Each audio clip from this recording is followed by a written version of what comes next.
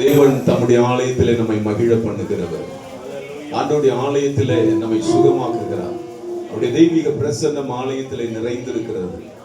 அதனால நம் ஆலயத்துக்குள்ளே வரும் பொழுது ஒரு பேழைக்குள்ளே வந்ததாக, அந்த பேழை தான் நம்மை பாதுகாக்கிற இடம். அந்த இடத்துக்குள்ளே நம்ம வந்திருக்கிறோம். சும்மா இருக்க கூடாது. நல்ல கைகளை தட்டி கர்த்தரை என்ன செய்யுங்க, மகிமைப்படுத்த வேண்டும். ஒரு ஆமென் சொல்லுங்களேன், அல்லே சொல்லுங்களேன்.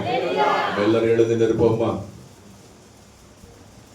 கொஞ்ச நேரம் ஆண்டவரை நம்ம ஆராதிக்க போகிறோம், கர்த்தரை துதிக்க போகிறோம். ஆண்டவருடைய பிரசன்னம் ஆலயத்தை நிரப்ப போகிறது. ஆண்டவருடைய பிரசன்னம் இந்த ஆலயத்தை ஆளுகை செய்ய போகிறது.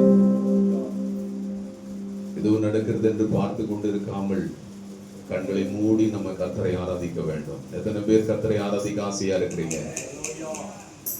சொல்லுங்களேன். கர்த்தர் வாயை திறந்து என்ன செய்யணுங்க, ஆராதிக்கணும். வாயை விரிவாய் திற, அப்பொழுது நன்மையினால உன்னை நிரப்புவேன் என்று சொன்ன ஆண்டவர் இந்த மாலை வேளையில நம்மை நிரப்பும்படி வந்திருக்கிறார். நம்மை ஆளுகை செய்யும்படியாய் வந்திருக்கிறார். அப்படி தடைகளை உடைக்கும்படி வந்திருக்கிறார். மகாராஜா வந்திருக்கிறார். சர்வ வல்லமுள்ள ஆண்டவர் வந்திருக்கிறார். துதியிலே பிரியப்படுகிற ஆண்டவர் வந்திருக்கிறார்.